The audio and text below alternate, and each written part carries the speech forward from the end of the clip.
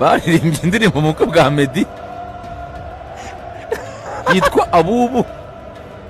Meddy akajya asobanura umugore ati iyo abuze abubu aba ati urukundo ni ibintu byose.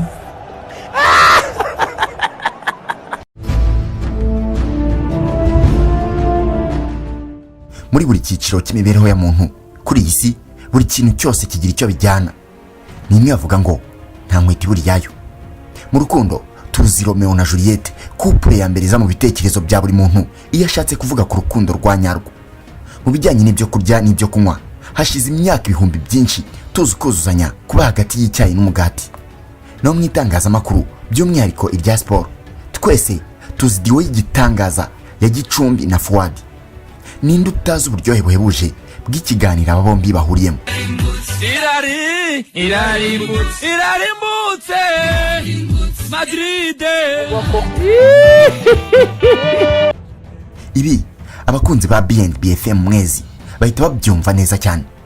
Ikaze mu kiganiro turebere hamwe amateka, ibigwi, urugendo rwabo mu nzira y'itangazamakuru ryabo kuva ku itangiriro kugeza babaye ibyamamare twese tuzi uyu munsi. Turareba kandi udushya twagiye tubaranga kuva bakiri bato kugeza uyu munsi, ndetse n'ubuzima bwa gipapa babayemo uyu munsi. Nitwa Oscar Dushime, nguhaye ikaze.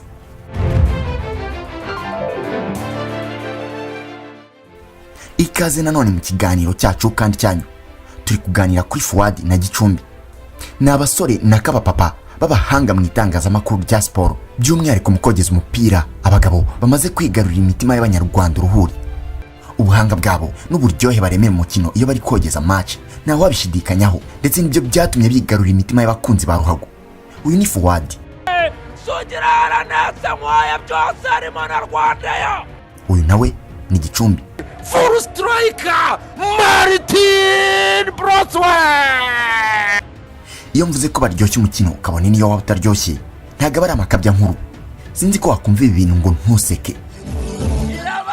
Zana ninde ugukuye mwirushanwa urabeho yarigenda we abafanu bateye agahinda urabayazana ninde.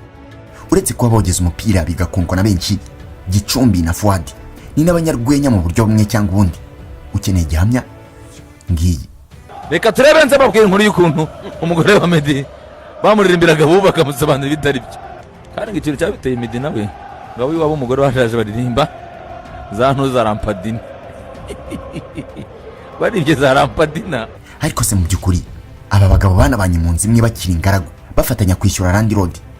Ni bantuki mu buzima busanzwe inyuma ya mikoro babayeho bate? Reka tubyinjiremo.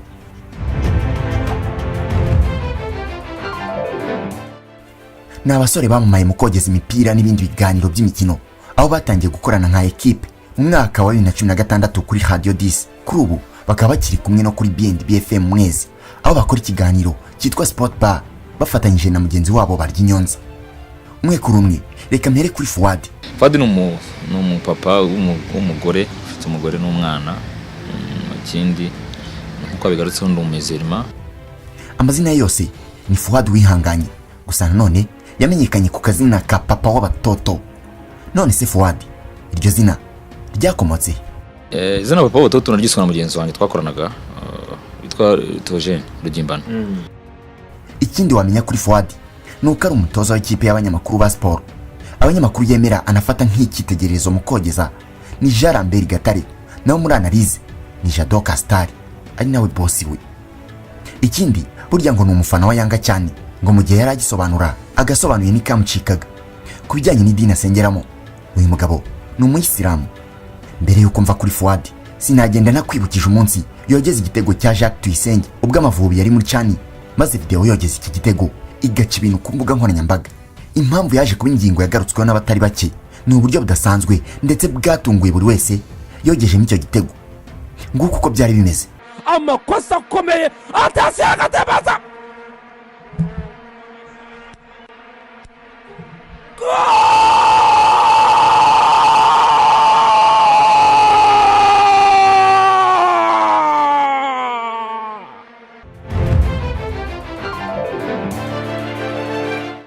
Reka noneho tujye no kuri Gicumbi.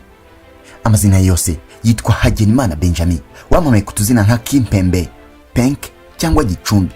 Gusa izina Gicumbi niryo twese twamenye kurusha yandi. None se Benjamin, izina Gicumbi ryavuye? Izina Gicumbi rifite amateka kandi rikagira nyine naho rihurira n'akarere ka Gicumbi. Ibyo uvuze Gicumbi ni izina avuga ko yiswe na mugenzi we Jarick imfura yacu umunsi wa mbere mwakira kuri mikoro za Radio 10. Gicumbi mu by'ukuri ntabwo yavukiye Gicumbi nk'uko benshi muri mwe mubikeka. Navukiye Nyamasheke, mu karere ka Nyamasheke. Navukiye mu karere ka Nyamasheke mu muryango w'abana bane ari nanjye mukuru, abahungu 3 n'umukobwa umwe. Yavutse mu mwaka w'1989. Uyu mugabo ntabwo agira se kuko yitabye Imana akiga mu mwaka wa 2 wayisumbuye asigarana na nyina. Nawe ni umupapa, afite umugore nawe w'icyamamare cyane mu itangazamakuru witwa Delphine Muhoza. Muramuzi nawe yaciye mu bitangazamakuru bitandukanye nka Radio Salus, Radio 10. Kuri ubu nawe akaba akora kuri BNB FM Mweza. Ku bijyanye n'idini, we ni umukatolike. Gicumbi yakoze urugendo rutoroshye kugira ngo ave Nyamasheke agere i Kigali. Yinjiye Kigali bwa mbere mu mwaka wa 2010 akirangiza yisumbuye. Uyu mupapa ngo yari agiye kuba umwarimu wa biology mu cyaro havuka habura gato. Ndi kukubwira umugabo wabaye manager wa restaurant Fantastique mbere yuko yinjira mu itangazamakuru. Biragutangaje? Benjamin manager wa Fantastique. Mu rugendo rwe mu itangazamakuru yatangire kuri Radio Amazing Grace, ahakora amezi 6, ariko muri ayo mezi yose yakoraga anakora kuri radio Shingiro y'Igicumbi. Byose akabifatanya, ni ukuvuga ko yakoraga Igicumbi ariko ataha i Kigali.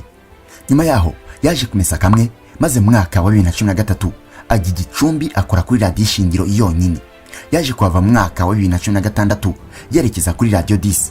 Ni kuri diro yakiniwe na Fuadi, dore ko bari basanzwe baziranye na mbere yuko batangira gukorana kuri radio, aho bamenyaniye muri Fantastique. Kuri Radio 10 rero, aho niho ubuzima bwe bwari bugiye guhindukira, agahinduka icyamamare tuzi uyu munsi. Umunsi atazibagirwa ni umunsi wa mbere yageraga ku Gishushu akinjira aho Radio 10 ikorera. Umusore wivire mu cyarepfyo ngiyo uje gukorera muri timu y'ibikonyozi gusa.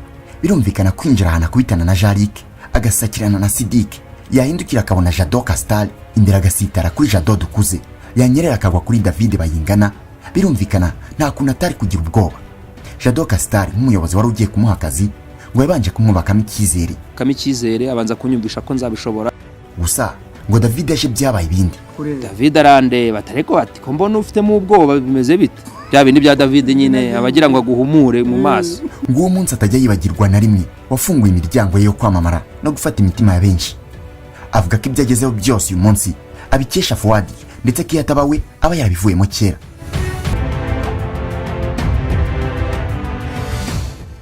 Kuva Gicumbi yagera kuri Radio 10 yatangiye gukorana na Fuadi mu kiganiro Ten Zone. Kuva ubwo ubaka inyabubiri cyangwa se diwo ikomeye cyane, ndetse yakonzwe n'imbaga nyamwinshi kugeza n'uyu munsi.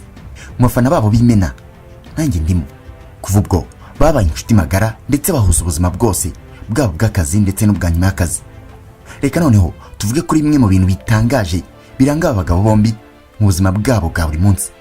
Ndacyari kubwira kuri Fuadi wihanganye na Benjamin Gicumbi. Iyi iracyari Mbagariye TV. Akenshi aho Fuadi ari uhasanga Gicumbi. Uzacunge neza mu ma-interview hafi ya yose bakora kuri za channel zitandukanye baba bari kumwe. Biragoye ko hari channel yatumira umwe undi agasigara. Uku kuba nk'agati k'inkubirane kwabo nanjye byangoye mu gutegura iki kiganiro. Uti gute? Ubundi wenda nari kubanza Gicumbi cyangwa se Fuadi umwe muri bo akaba ari we mvugaho, ariko kubera ukuntu bose baba bari kumwe nanjye nahisemo kubakoraho bose icyarimwe. Ni Fuadi na Gicumbi. Aba bombi bahamya ko badashobora kugira radio bakoraho batari kumwe, ngo buri umwe ntacyo yaba ari cyo, ndetse nta n'icyo ashoboye atari kumwe na mugenzi we. Abimenye rwose nishoboye ntamufite biragoye. Nawe urishoboye udafite Ewape ndi ikige. Ubu ni ubutumwa bukomeye cyane bushimangira ipfundo ry'ubushuti no kuzuzanya hagati yabo. Aba bagabo bombi ni ibyamamare. Igipimo cy'ubwamamare bwabo uyu munsi ntabwo kireberwa kuko babazwi cyane bakanumvwa na benshi, ahubwo binareberwa ku mbuga nkoranyambaga zabo. Umubare w'ababakurikira kuri Twitter na Instagram wemeza ko ari abasitari koko. Ibyo nta n'ukwiye kubishidikanyaho rwose cyangwa kubigarukaho. Mugani w'umuvandimwe Faustin Simbigarukaho. Dufashe urugero nko kuri Instagram yitwa Fuadi 13, afite aba followers 115. naho mugenzi we yitwa Benjamin Gicumbi 9 afite abafollowers 155. Ingingo itangaje inasekeje muri ibi nuko Fuadi ari we yigishije Gicumbi gukoresha Instagram, ndetse we ni nawe wayimufunguriye amwereka ko bapostinga amafoto. Birumvikana ko yari yaramusizemo intera irenze ya metero 1 ku kijyanye n'abafollowers, ariko kuri ubu Gicumbi arabamurusha. Ubanza rimwe bavuga ngo wigisha intore guhamiriza bwakika kurusha. hanyuma mwarimu bamuciyeho mu bakurikiranwa n'abantu benshi. Mwarimu ni Fuadi, umunyeshuri ni Gicumbi. Abagabo aho bari hose iteka baba batebya bakanyuzamo bakanasererezanya. uyu ni umuntu wacuruje inkwi. Ese wigeze wumva inkuru y'uburyo Fuadi yambaraga amaburuteri? utinya umuntu wambaraga amaburuteri muri 2010? Gicumbi ngo umunsi Fuadi amushuka ngo yisige puderi agiye kuri TV ngo ntashobora kwibagirwa na rimwe. Yaranshutse ikindi gihe nagegeze kumbwira ngo kuri televiziyo ngo ubuyaga agapuderi mba nkinazeho, abantu bari kureba ikiganiro bakajya banyandikira message ati se ko wagira ngo ukora ku cyuma gisya imyumbati. Banza wenda yarabikoraga kugira nyina ntange cyangwa nkirishemo, cyangwa se wenda byari na byiza simbizi. Ubu mubabona Gicumbi aberemo Fuadi 300,000 byose n'amafaranga yamugiyemo mu buryo butangaje bunasekeje. Uti gute? Baraburanye ntibumvikana bageraho batega 300,000 birangira Fuadi ari gutsinze. Gicumbi yemera ko azamwishyura ariko mu gihe kitazwi.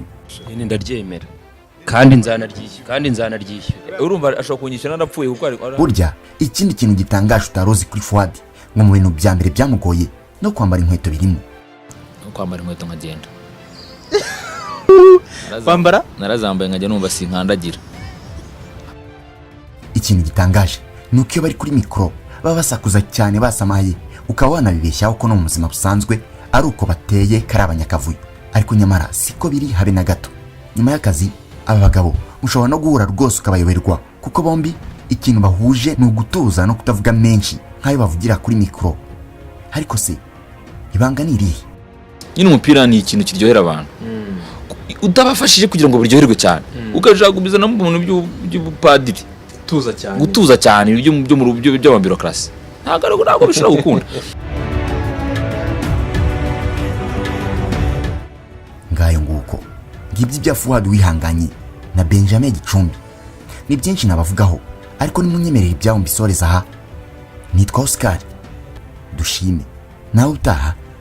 Imana ibarinde.